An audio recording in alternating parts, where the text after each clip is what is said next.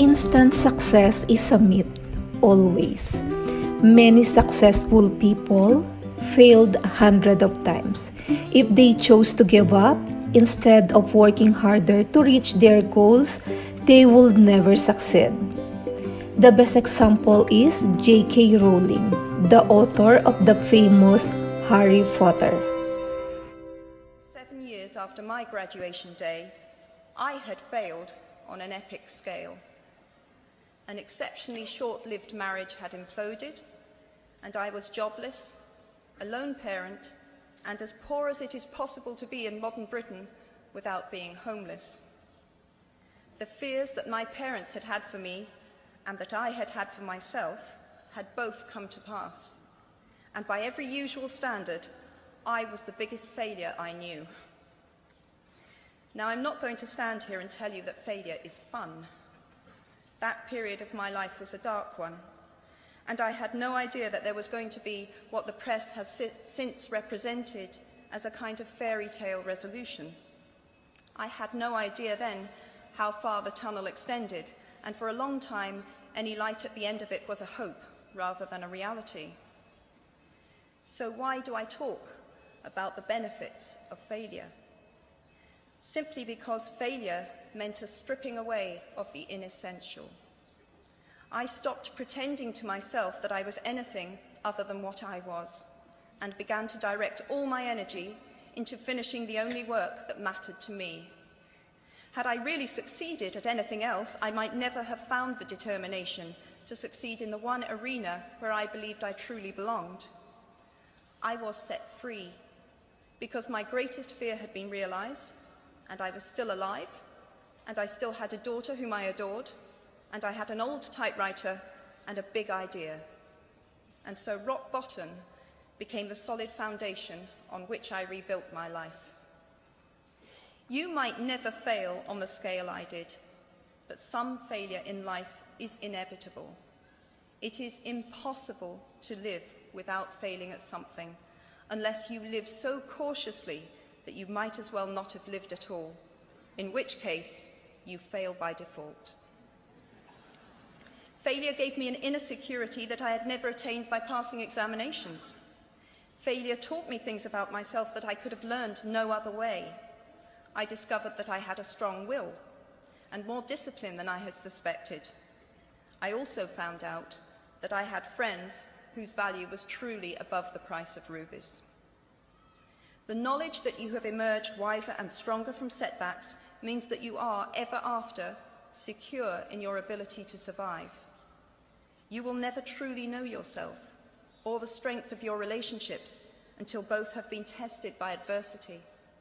Such knowledge is a true gift for all that it is painfully won, and it has been worth more than any qualification I ever earned. So given a time turner, I would tell my 21-year-old self that personal happiness lies in knowing that life is not a checklist of acquisition or achievement. Your qualifications, your CV, are not your life, though you will meet many people of my age and older who confuse the two.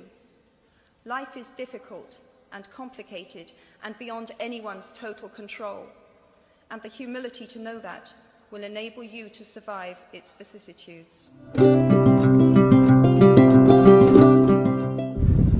J.K. Rowling went from being a jobless, single mother, homeless and suffering in depression, and now one of the best-selling authors of all time. But it didn't happen overnight. She faced rejection and constantly strived for success. But she worked hard at her craft before anyone noticed her. That practice, strengthening herself against rejection, was what made her work unforgettable.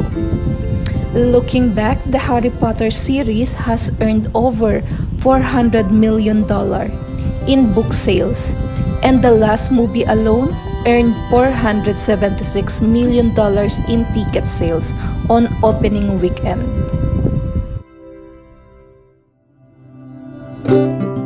Here are some of J.K. Rowling's life advice. The world is full of wonderful things you haven't seen yet. Don't ever give up on the chance of seeing them. Rock bottom became the solid foundation on which I rebuilt my life. It matters not what someone is born, but what they grow to be. We do not need magic to change the world. We carry all the power we need inside ourselves already. We have the power to imagine better. Anything is possible if you have got enough nerve. You control your own life. Your own will is extremely powerful. It is impossible to live without failing at something, unless you live so cautiously that you might as well not have lived at all, in which case you fail by default. Happiness can be found even in the darkest of time, if one only remembers to turn on the lights.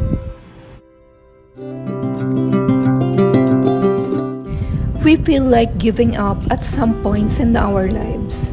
Sometimes we give up even before we start. An important lesson that I've learned in my fast is to never ever give up. Always persevere. If you fall down, then get back up and try again. It doesn't matter if it is the first time or the millionth time. You must always get back up again. Regardless of what challenges you are facing, you have to keep pushing forward. Life isn't going to slow down for you, so you have to work to keep up. Each time you get up, that is more character, more strength you have developed. It is always important to set goals for yourself. Never stop reaching for the stars. Sometimes tomorrow is about learning from yesterday. We should realize that our hardest time often lead us to the greatest moments of our lives. Keep going should be our mantra. Tough situation build strong people in the end. We should not fear failure, but rather fear not trying. When the world beats you down, find a reason to get back up again. Never give up on success. Try and try and try again. Feed your mind ideas of success, not failure.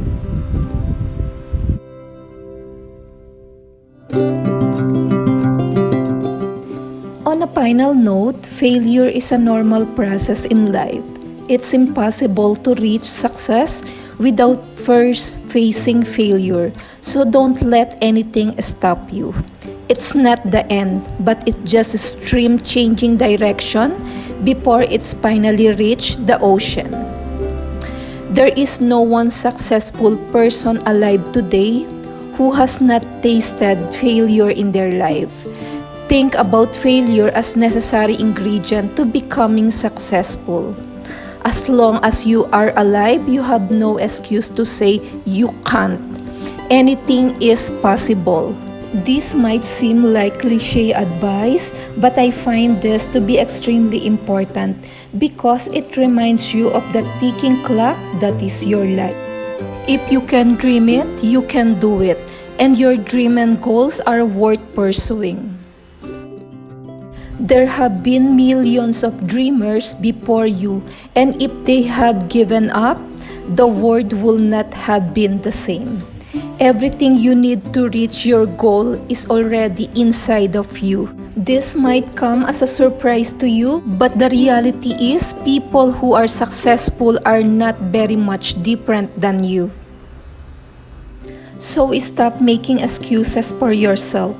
Be thankful for your God-given capabilities and strive for success.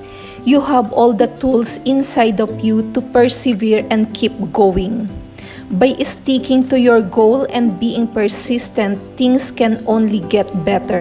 If you hit rock bottom or feel you're on your way down, remind yourself that with the right amount of hard work, what comes down must go up. Being in a really dark place in life can actually be a quite positive space to be in. When you are on the top of the world and everything is going perfect, You will always have fear of losing your success. But when you are in darkness and have hit rock bottom, you should have satisfaction knowing that things can only get better. And with the right mindset, hard work and determination can get you anywhere in life. So every time you feel like giving up, always remember the story of J.K. Rowling, and ended as the first female author to become a billionaire. Not that many authors make it that far in the first place. If you have a dream or passion and you keep getting rejected or running into failure, don't let that stop you. If you are going through a tough time in your life but working on something you really believe in, don't give up. If you do, you'll never know what could have been. Who knows, you might end up breaking records. So guys, thank you for watching. I hope I have inspired you with my blog. And if you like this video, please consider to like and subscribe. And if you have something to say, please leave a message to the comment section below.